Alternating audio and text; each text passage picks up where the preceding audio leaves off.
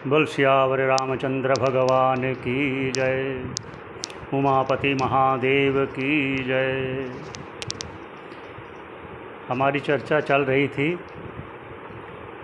कि इस भव सागर से पार होने के लिए एक ही मार्ग है, वो है ज्ञान मार्ग। और जो बाकी मार्ग कहे गए हैं, पूजा, उपासना, तप, व्रत, जप, ये सभी उसके सहायक हैं, अंतःकरण शुद्धि के कारण बनते हुए ज्ञान के साधन हैं। तो इस के बीच में जो शास्त्रों में आया है कि जो 7 अवस्थाएं कही गई हैं, ये अवस्था चिदाभास की हैं, ये अवस्था जीव की हैं। जब कोई जीव उस परमात्मा को पाने के लिए, इस भव सागर से पार होने के लिए उस मोक्ष पद को प्राप्त करता है या करना चाहता है, करने की इच्छा रखता है, तो उसको समझाने के लिए शास्त्रों में वो 7 अवस्थाएं बताई गई हैं। जो पहले 3 अवस्था है वो तो है बंध की, वो है जीव की अवस्था। तो उसके बाद की जो 4 अवस्था है, वो 4 अवस्था है ज्ञान की। वो मोक्ष में ही गिनी जाती हैं। वो 4 अवस्था कैसे गिनी गई, इस विषय को समझाने के लिए शास्त्रों में एक कथा का सहारा लेते हैं। सहारे का अर्थात कि किसी प्रकार जो गुरु के सन्मुख आया हुआ है जीव, उसका किसी प्रकार कल्याण हो जाए, इसको सोच करके भगवती श्रुति और शास्त्रकार कोई ना कोई ऐसा उपाय ज़रूर कहते हैं जिससे जीव का कल्याण हो सके। उन उपाय जो है कहे गए, उनमें ये वार्ता आती है 7 अवस्था, 7 अवस्थाएं। वो क्या क्या है पहले वो बताते हैं, फिर वो कथा बताते हैं। वो कथा के माध्यम से सुगमता से जीव समझ पाएगा कि ज्ञान कहते किसे हैं और ज्ञान वास्तव में उस स्थिति में क्या अनुभव होता है, कैसा अनुभव होता है। ये कथा के माध्यम से बहुत सरलता से, सुगमता से उसकी बुद्धि में आ सकता है। तो चर्चा करते हैं 7 अवस्थाओं की। पहली है अज्ञान।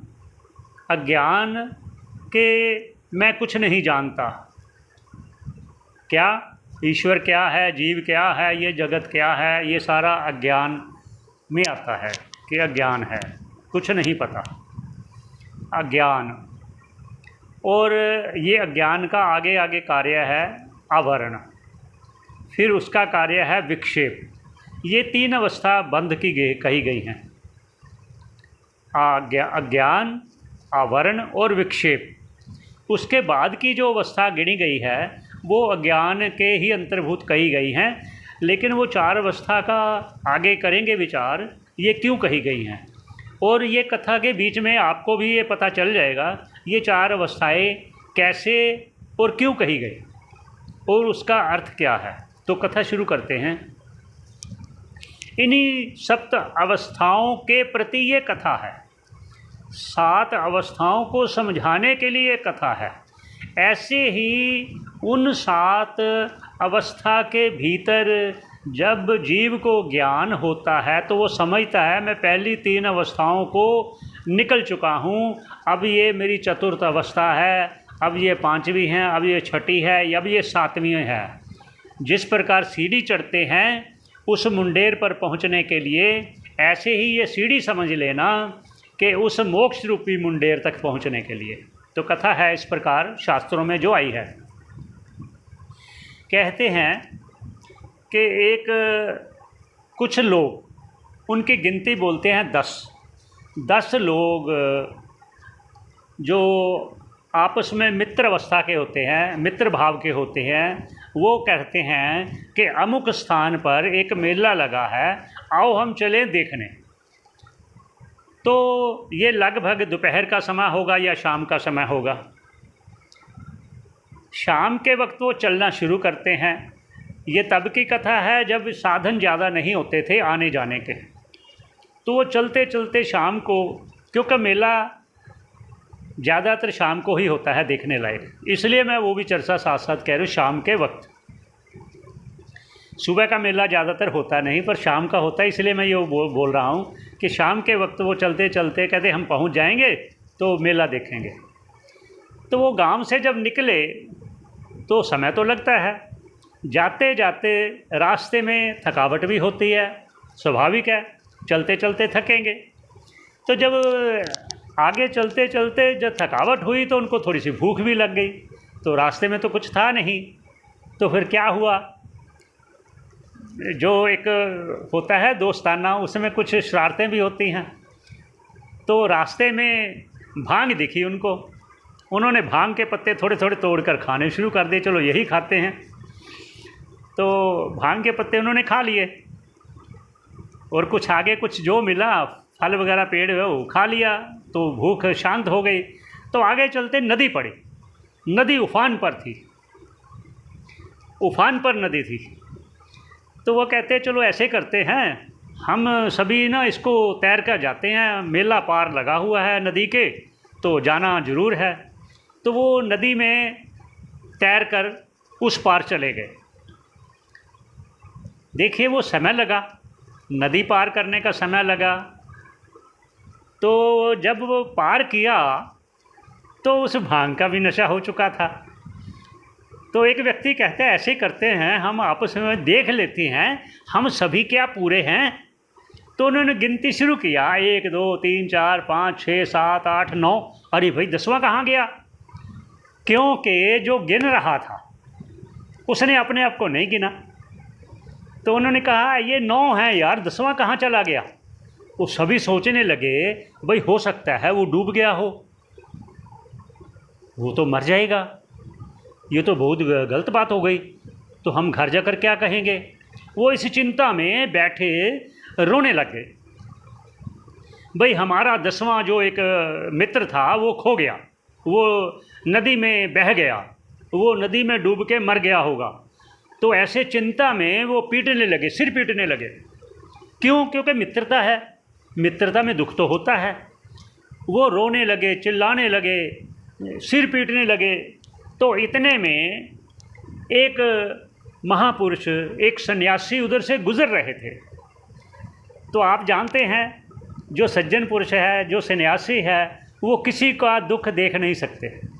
उन्होंने देखा ये रो रहे हैं, पूछूं क्या बात है। तो महात्मा ने, उस संत पुरुष ने पूछा भाई आप रो क्यों रहे हो? यहाँ आप बात समझना, यहाँ से वो शुरू हो गई बात जो मैं सात अवस्था बताई है चिदाभास की, जीव की, वो यहाँ से आप समझना कि कहाँ कहाँ मैं बीच बीच में बताऊँगा आपको। वो उन्होंने कहा संतों को, उन 2 मित्रों ने, जो लोगों ने, कि हम 10 लोग चले थे गांव से मेला देखने के लिए, तो हम ये नदी पार की तो हमारा एक व्यक्ति बह गया नदी में, वो मर गया होगा। हम 9 हैं तो 10वां हमारा व्यक्ति खो गया। तो उस संत ने, उस सन्यासी ने देखा, अपने मन में ही गिनती किया, 1 2 3 4 5 6 7 8 9 10, अरे ये तो 10 हैं। तो उन्होंने कहा आप चिंता ना करो, 10वां है, 10वां है। मतलब तो वो थोड़ी सी उनको जो एक चिंता थी, जो पीटना था, जो रोना था, वो रुक गया। अब यहाँ देखना, वो जो लोग कहते हैं कि भगवान नहीं है, ब्रह्म नहीं है, आत्मा नहीं है, तो वो संत ने कहा है, 10वां है। तो वो जो 10वां उन्होंने बोला कि 10वां है, तो इतना कहने से क्या हुआ, वो आवरण जो था वो हट गया, भी 10वां है, आवरण हटा। फिर जो विक्षेप था, पीटना रोना, वो रुक गया, ठीक हो गया। उसके बाद उन्होंने सोचा कि हे प्रभु, हे सन्यासी देवता, हे सज्जन पुरुष, आप हमें बताओ वो 10वां हमारा कहाँ है, कहाँ है। तो उन्होंने कहा यहीं है। कहते कैसे, कहाँ है, हमें बताओ। तो पहली बात यहाँ देखना, वो जो 3 अवस्था कही, अज्ञान, आवरण, विक्षेप, और चतुर्थी है प्रोक्ष ज्ञान। अब उनको प्रोक्ष ज्ञान तो हो गया कि हाँ 10वां है, जिस प्रकार किसी को कोई कनाडा नहीं गया तो कोई कनाडा घूम कर आया तो बताए यहाँ वहाँ कनाडा है, यहाँ से जाना होता है, वहाँ उतरें, वहाँ वहाँ ये चीज़ें हैं। तो सुनने वाला जो कनाडा नहीं गया तो उसको ये परोक्ष ज्ञान तो हो गया भी कनाडा है, ऐसे ही परोक्ष ज्ञान हुआ। ये प्रथम अवस्था होगी ज्ञान की। उसके बाद उन्होंने जब कहा कहाँ है तो संत ने कहा कि आप गिनती करो अपने मित्रों से, जो भी आए हो आपस में गिनो। तो उन्होंने कहा 1 2 3 4 5 6 7 8 9। अरे संत महात्मा हम तो 9 हैं। कहता यार तूने अपने आप तो गिना नहीं, 10वां तू है, 10वां तू है। अब क्या हुआ, अब अपरोक्ष ज्ञान हो गया उसको, मैं हूँ 10वां मैं हूँ, ये ज्ञान हुआ। इसको बोलते हैं अपरोक्ष ज्ञान। ये कौन सी होगी, 3 पहले चली गई, 2 ये 2 2 5 हो गया। जब उन्होंने 10वां मैं हूँ वो सारे फिर गिना, 1 2 3 4 अपने से गिनना शुरू किया तो हाँ 10 हैं। अब उसे तसल्ली हो गई। अब क्या हो गया, अब जो शोक था, दुख था, वो उसका चला गया और सभी का चला गया। देखा, अपरोक्ष का ये फल है। क्या फल है, शोक नाश। इसी को बोला गया है शोक नाश, जिसको कहते हैं ना आत्मा के बारे में ज्ञान होने के बाद शास्त्रों में आया ना, शोकम तरती आत्मवित्त, आत्मा को जानकार जो है वो शोक से तर जाता है। यही बात नारद जी ने सनत कुमार जी से कही थी कि मैं सभी विद्याओं को जानता हूँ लेकिन आत्मविद्या को नहीं जानता, जिससे मैंने सुना गया है कि तरती शोक में आत्मवित्त, जो शोक को तर जाता है वो आत्मवित्त होता है, आत्म का जानकार होता है। तरती शोक में आत्मवित्त, ये तो उनका शोक नाश हो गया। क्या हुआ, 3 अवस्थाएं पहले गई, अज्ञान, आवरण, विक्षेप। उसके बाद 2 अवस्थाएं आई, कौन सी आई, परोक्ष ज्ञान और अपरोक्ष। उसके बाद तीसरा क्या हुआ, शोक नाश। जब वो शोक नाश हो गया उसके बाद क्या हुआ, तृप्ति, परम शांति, परम शांति के लाभ को प्राप्त करता है। अब यहाँ कहने का एक और शंका करता है। शंका करने वाला कहता है कि जब वो रो रहे थे, चिल्ला रहे थे, सिर पीट रहे थे, छाती पीट रहे थे, तो वो जो छाती पीटने से, सिर पीटने से जो घाव हो गया उसका तो दुख तो है। ये शंका वाला शंका कर रहा है, जिसके मन में शंका उठी। और आप बोल रहे हो शोक का नाश हो गया, तृप्ति हो गई। तो वो प्रश्न करते हैं, ऐसे प्रश्न बीच बीच में उठाकर उसकी बुद्धि में बिठाने के लिए ये क्यों कहा गया है, ये आगे कहते हैं।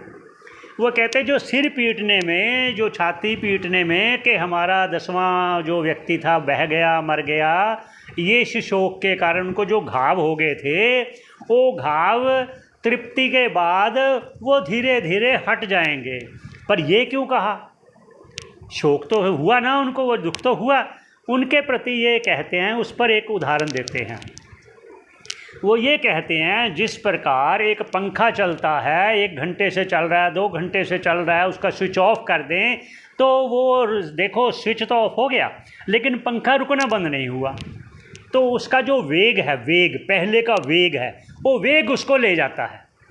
ऐसे ही जो पहले का प्रारब्ध कर्म था, वो प्रारब्ध वेग से उतनी देर उसको थोड़ा सा महसूस होगा, लेकिन वो महसूस भी अपने में नहीं करेगा, वो अपने का नहीं मानेगा, क्योंकि उसने अपने आप को भिन्न जाना, उस ईश्वर से अभिन्न जाना।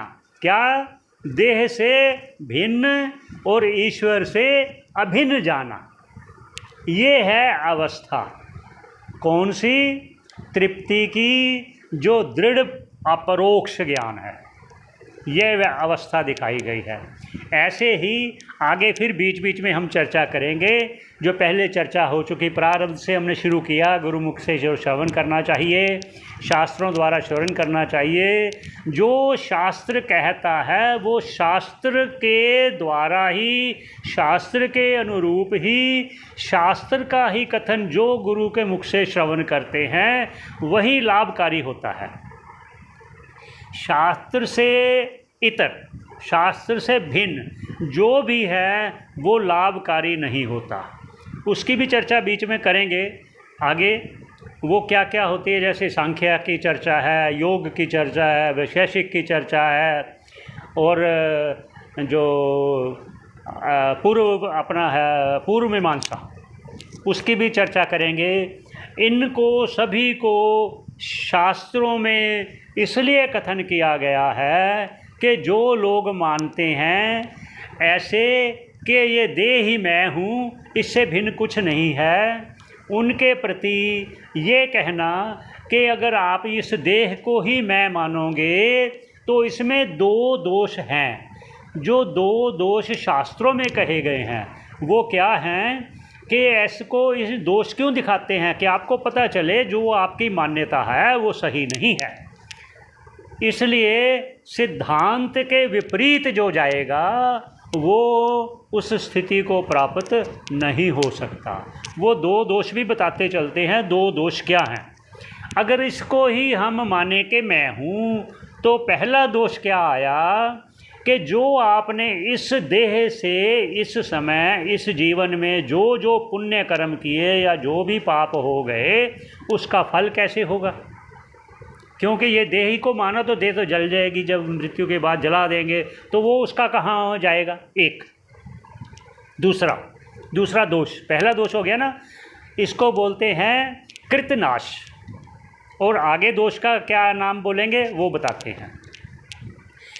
कहते हैं, दूसरा उदाहरण देते हैं कि मान लो आपने ये कहना यही देह है, बस इसी को मैं मान लिया, तो जो एक नव जन्म लिया है जीव ने, नया जन्म लिया है, अभी बच्चा जन्म ही लेकर आया है, तो कुछ महीनों में ही उसको कोई ऐसा रोग हो गया, मान लो हार्ट की प्रॉब्लम होगी या कोई ऐसा रोग हो गया तो उसका ऑपरेशन करना पड़ा। वो किन स्थितियों से गुजरा, उसके माँ बाप भी गुजरे, मतलब तकलीफ़ तो होता है ना। तो उस बच्चे ने तो अभी कुछ किया ही नहीं कर्म, उस कर्म को किसकी सज़ा मिली? तो इसको बोलते हैं आकृत अभ्यागम, मतलब बिना किए आया, बिना किए का भोग। ये दो दोष हो जाएंगे। इसलिए हर जो भी एक वेदांत सिद्धांत से परे जो भी सिद्धांत है उसकी भी बीच बीच में हम चर्चा करेंगे। वो इसलिए कि हर जीव को जो मोक्ष का अधिकारी होना चाहता है उसको मोक्ष का अधिकारी होने के लिए जो जो योग्यता चाहिए वो अवश्य होनी चाहिए, तभी उसको अनुभव होगा। जब तक वो योग्यता नहीं आएगी, वो योग्यता पर भी हम कुछ कर देते हैं संकेत। मान लीजिए इस लौकिक व्यवहार में भी जो योग्य है, इंजीनियर है, वो क्वालिफाइड है तभी वो योग्य है। एक दूसरा, मान लो डॉक्टर है तो उसकी योग्यता पहले जो बेसिक योग्यताएं हैं वो होगी तभी उसको मेडिकल कॉलेज में एडमिशन मिलेगा। ये योग्यता ऐसे, ये तो लौकिक है। तो जो पारलौकिक है, जो अलौकिक विद्या है, उसकी भी योग्यता निश्चित की गई है शास्त्रों में। इसकी भी बीच बीच में चर्चा करेंगे। वो चर्चा बार बार इसलिए करेंगे कि उससे एक अभ्यास का होता है, वृत्ति बनती है बार बार उसको श्रवण में। इसलिए कहा गया श्रवण, फिर कहा गया मनन, फिर कहा गया निधिध्यासन। इसीलिए इन पर विचार करना बहुत ज़रूरी है। तो इसी पर हम विश्राम देते हैं, आगे फिर चर्चा चलेंगे इसके सप्त अवस्थाओं के बाद। एक और सप्त अवस्थाएँ कही गई हैं, वो सप्त अवस्थाएँ इन 7 अवस्थाओं से भिन्न हैं, उसकी चर्चा फिर हम आगे करेंगे। बोल सियावर रामचंद्र भगवान की जय, उमापति महादेव की जय, सब संतों की जय।